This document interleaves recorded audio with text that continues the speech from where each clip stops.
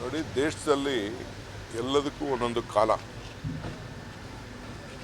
So ಕಾಲಘಟ್ಟದಲ್ಲಿ ಈ ದೇಶದಲ್ಲಿ ಜನ ಇಂಡಿಯಾಗೆ ಒಂದು ದೊಡ್ಡ ಅವಕಾಶ ಕೊಟ್ಟಿದ್ದಾರೆ. 12 ವರ್ಷ ಅವಕಾಶ ಕೊಟ್ಟಿದ್ದಾರೆ. ಈಗ ಬದಲಾವಣೆ ಬಯಸಿದ್ದಾರೆ. ಈ ದೇಶದಲ್ಲೇ ಬದಲಾವಣೆ ಬಯಸಿದ್ದಾರೆ.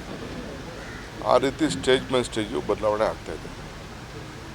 ಸೊ ನಮ್ಮ ಕಾರ್ಯಕ್ರಮಗಳು ಕರ್ನಾಟಕದಿಂದ ಪ್ರಾರಂಭ ಆಗಿದೆ. ಮಹಾರಾಷ್ಟ್ರ, ಇನ್ನು ಬೇರೆ ಬೇರೆದೆಲ್ಲ ಎಲೆಕ್ಷನ್ಸ್ ಇದೆ. ತೆಲಂಗಾಣ ಇವೆಲ್ಲ ಕೂಡ ಒಳ್ಳೆ ಕೆಲವು ಸಂದರ್ಭದಲ್ಲಿ ನಾವು ಸೋತಿರ್ಬೋದು, ನಾವು ಇಲ್ಲ ಅಂತ ಹೇಳೋದಿಲ್ಲ.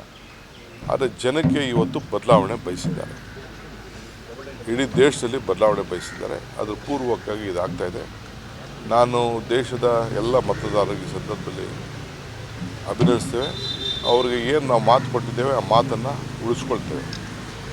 ಅನೇಕ ಗ್ಯಾರಂಟಿಗಳು, ಕೆಲವು ಕಾನೂನುಗಳು, ಕೆಲವು ಜನಕ್ಕೆ ಸಹಾಯ ಮಾಡೋಂಥದ್ದು, ಆರ್ಥಿಕವಾಗಿ ಶಕ್ತಿ ಕೊಡಬೇಕು. ದೇಶದಲ್ಲಿ ಭಾವನೆ ಬೇಡ, ಬದುಕು ನೋಡಿ ಅಂತ ಹೇಳಿದ್ದೇವೆ. ಅದಕ್ಕೆಲ್ಲ ಕೂಡ ಮಾತನ್ನು ಉಳಿಸ್ಕೊಳ್ಳೋಂಥ ಕೆಲಸ ಕಾಂಗ್ರೆಸ್ ಪಕ್ಷ ಮಾಡ್ತದೆ. ಮುಂದಿನ ಎಲ್ಲ ರಾಜ್ಯಗಳ ಚುನಾವಣೆಗಳೇನಿದೆ ಮಹಾರಾಷ್ಟ್ರದಲ್ಲಿ ದಿಕ್ಸೂಚಿನ ಸರ್ ಇದೆಲ್ಲ? ನಾನು ದಿಕ್ಸೂಚಿ ಅಂತ ಅಲ್ಲ, ಜನರ ಭಾವನೆನೇ ಈ ರೀತಿಯಾಗಿದೆ. ದಿಕ್ಕೇನು ನೋಡಬೇಕಾದಿಲ್ಲ. ಮೇಲ್ಗಡೆ ಬೆಳಕು ಕಾಣ್ತಾ ಇದೆ, ಎಲ್ಲ ಕಡೆ ಬೆಳಕು ಕಾಣ್ತಾ ಇದೆ, ಬದಲಾವಣೆಯ ಬೆಳಕು ಕಾಣ್ತಾ ಇದೆ.